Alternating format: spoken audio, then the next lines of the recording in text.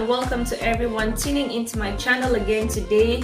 If you're a current subscriber, thank you so much for tuning in today. And if you are new to this channel, welcome. I'm glad to have you here, and I hope you stick around to the end of this video because we have a very lovely story for you guys today. Today I'm going to be wearing two hats, one being a storyteller and another being a business owner. I was trying to put labels on my candles and I decided I'm going to share a story too at this time. So I'm going to be doing both storytelling and packaging. So these beautiful candles are for gift boxes in my store. My store is Nurture. Nurture is a natural skincare brand, skincare company. Yeah, it's a company. Yep. So before we dive into the storytelling and pouring out some doses of inspiration today, I'm going to show you these lovely candles.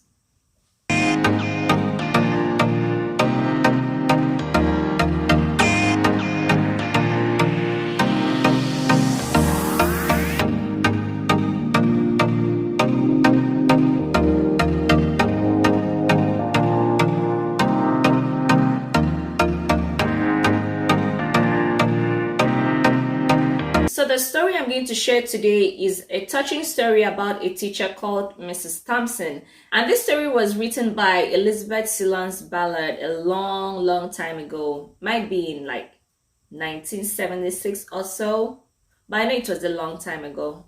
So let's hear the story about a teacher called Mrs. Thompson. So Mrs. Thompson was a 5th grade teacher, and every day she would stand in front of her class, in front of her students, and tell them a lie. And what was this lie? She would tell them all that I love you guys all the same. I love all of you the same. But deep down in her heart, she didn't, because it was just impossible. I mean, you are not their mother to say, well, I love all my children the same.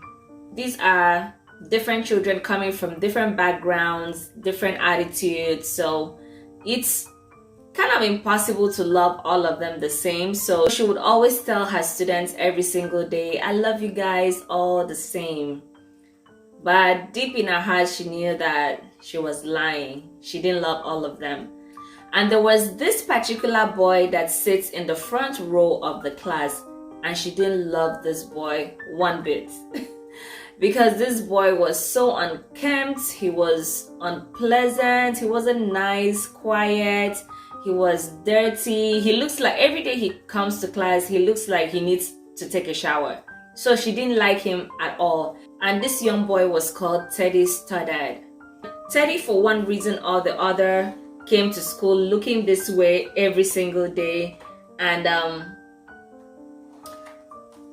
Miss Thompson just didn't like him. Like, what kind of boy is this? He not only looked unkempt, he was not passing anything in the class at all. So every time she's marking papers, she would happily, in her heart, like, he has failed again. So she would happily mark everything X, and then put a very big F at the top. She did that very happily, like she didn't care at all. All she knew that the boy that she didn't like was failing, and then she was doing nothing about it. She didn't just care.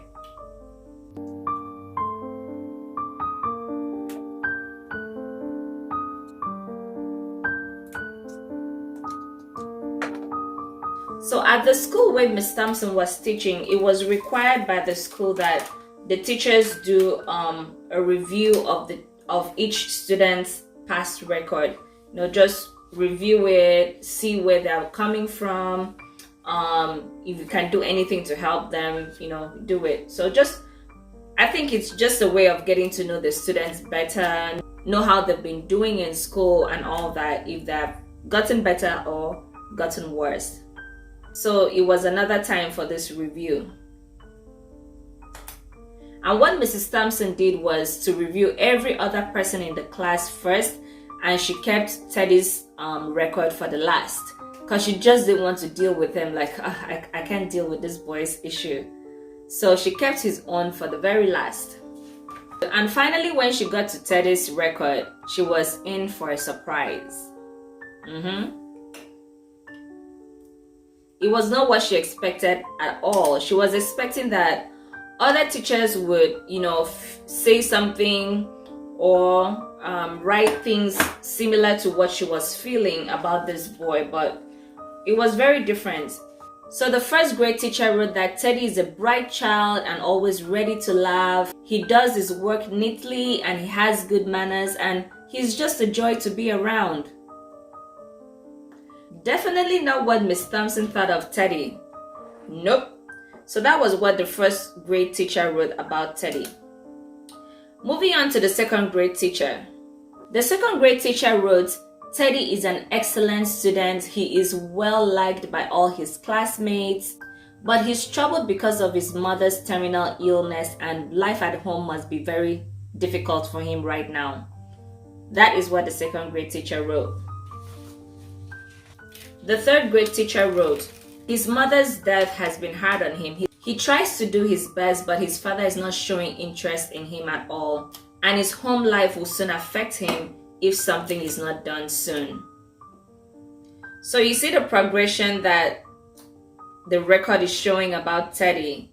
So he didn't just start off being this unkempt boy, this unpleasant boy that Miss Thompson was thinking. He actually started like a normal, perfect boy, happy boy, but things changed. Now the fourth grade teacher wrote, Teddy is very withdrawn and doesn't show much interest in schoolwork. He doesn't have many friends and sometimes he sleeps in class. That was the report from the fourth grade teacher. By reading all this already, Mrs. Thompson is so ashamed of herself that she judged this boy based on what she was seeing, because this was the first time of her teaching Teddy, and then she already condemned him in her heart that this boy is practically good for nothing. But then looking at the record and the history from other teachers, she sees that this boy has actually gone through a lot and might still be going through a lot. She felt even more worse when the students started bringing Christmas presents for her, because it was almost the end of year, like now. It was Christmas time and the students started bringing Christmas presents for her. She got from everyone. When she got to Teddy, she was pained in her heart that she's getting a gift from this boy that she has hated in her heart. She has thought evil of in her heart, but then she went ahead to reach out and get the gift. Everybody's gift was well packaged. They put the ribbons on top. It was presented very well, very neatly. But Teddy's own was not the case. It was wrapped very, not nicely. And then it was in a grocery bag. They used a grocery bag. He used a grocery bag to wrap it. He tried. It's the effort that counts, the thought that counts. So when she opened Teddy's gift for her, she saw that he made her a bracelet, but the bracelet had some stones missing, some rhinestones. It was a rhinestone bracelet. Some of the stones were missing, and there was also a bottle of perfume. The perfume was half full, like less than half full, like very low. But that's what he got her. That half bottle of perfume and then the bracelet that the stones were missing. When she got the gift, she exclaimed, "Oh, it's so beautiful. It's so pretty. I love it." And this time she actually meant it, that it's a beautiful gift. So she immediately put on the bracelet in front of him and then spread some perfume on her wrist, And she's like, "Oh, it smells so good." So she showed so much appreciation for Teddy's gift, and Teddy was so happy. And after school that day, Teddy stayed back because he wanted to say something to Miss Thompson. He told her, "Miss Thompson, today you smell exactly like my mom used to."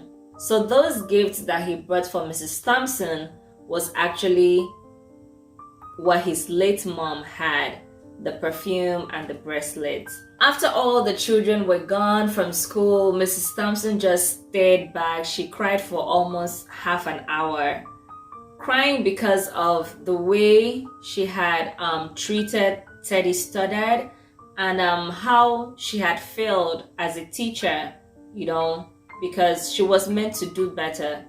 This boy was coming from a home that was troubled. He didn't have a mother anymore, didn't really have someone to look up to, and then here in school, she was also failing him. On that very day, Mrs. Thompson quit teaching what she was teaching, and then she moved over to focusing on children, teaching children, paying attention to children, and one of them was Teddy. She now spent time teaching him, and as she taught him, she saw how his mind came alive.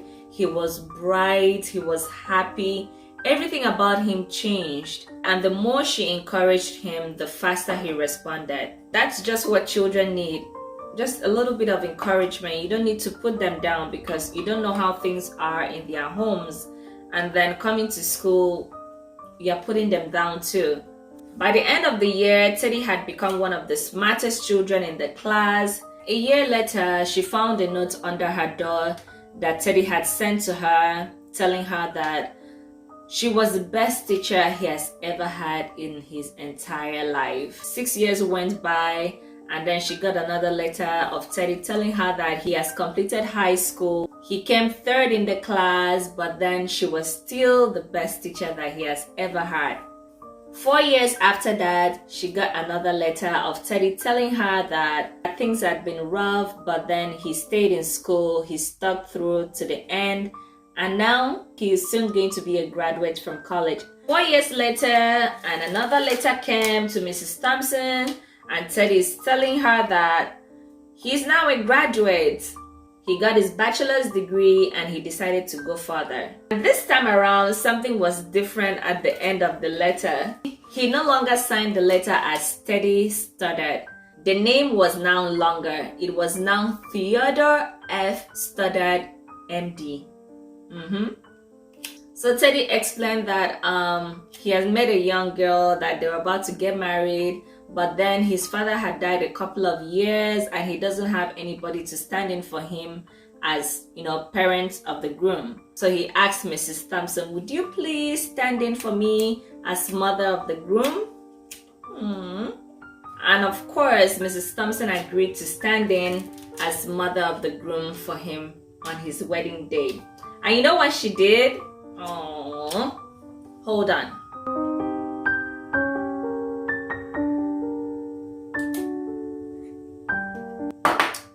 On the wedding day, Mrs. Thompson wore that same bracelet with the stone still missing, and then she wore the same perfume that Teddy had given her.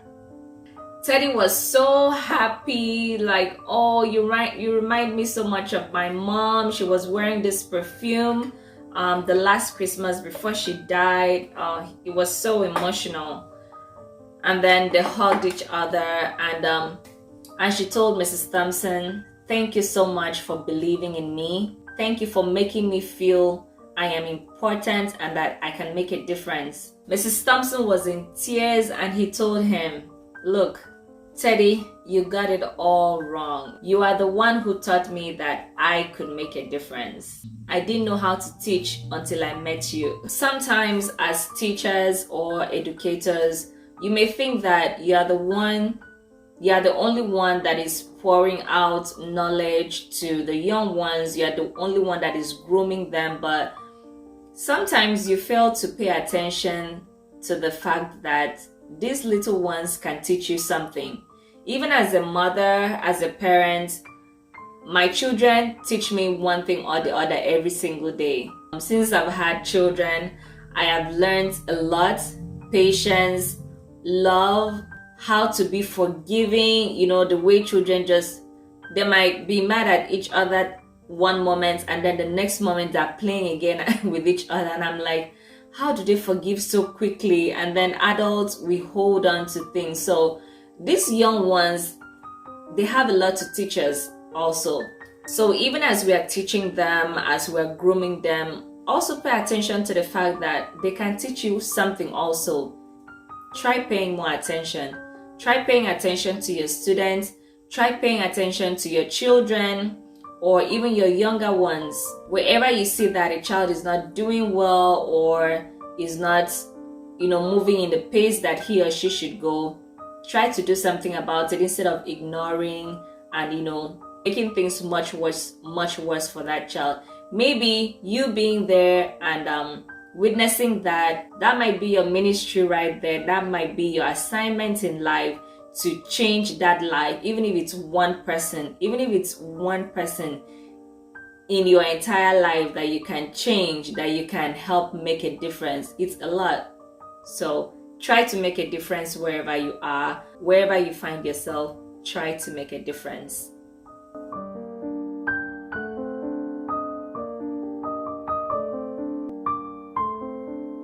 Thank you so much for tuning in today, and if you have learned something from that short story, please do well to hit that subscribe button and the notification bell so you'll be notified of any other story that I put up. We all need to hear inspiring stories every day, because what's life without a little bit of inspiration?